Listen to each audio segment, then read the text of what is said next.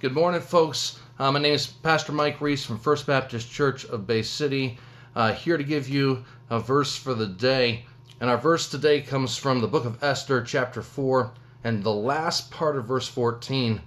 And what's taking place is Esther and Mordecai are corresponding. They're sending letters and notes back and forth to each other. Esther has discovered a plot to destroy the Jews. And she's asking Mordecai what she should do, and Mordecai responds to her. In the last part of verse 14, he says this, "And who knoweth whether thou art come to the kingdom for such a time as this?" And if you look at the story of Esther, it's unique in that it's one of the only two books in the Bible that never explicitly mentions God's name. And yet what you see all throughout the story is God's sovereignty woven all throughout it. The fact that he is in control, the fact that God placed Esther in a specific position as the queen of Babylon at a specific time for a specific reason, and that was to rescue his people from genocide. And so my question for you this morning is, what does God want to do with you right where you are today? We are in unprecedented times.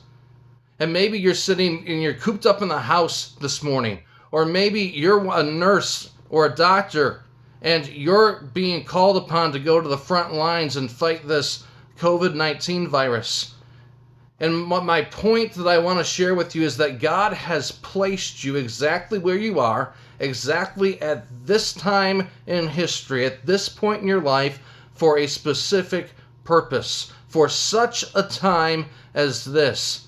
And instead of moping around or complaining or feeling sorry for ourselves because we can't get out, we can't spend time with our loved ones, we can't do the things that we normally do, my question for you is, what does God want you to do in such a time as this? How does God want to use you? Maybe God wants you to be a prayer warrior. Maybe God wants you to get on the phones and start calling and encouraging people. Maybe God wants you to reach out to that unsaved neighbor, and it might be across the driveway from 10 feet away, but reach out to them and share the gospel, because people are scared. People are facing the reality of their own mortality right now. And my encouragement to you is to use these circumstances, this time in history, as an opportunity to do what God has for you. And my encouragement to you is to ask the Lord to show you what it is that he has for you, what responsibility, what job he has for you in such a time as this. And may God be glorified in each one of our lives as we seek his face and seek to do his will.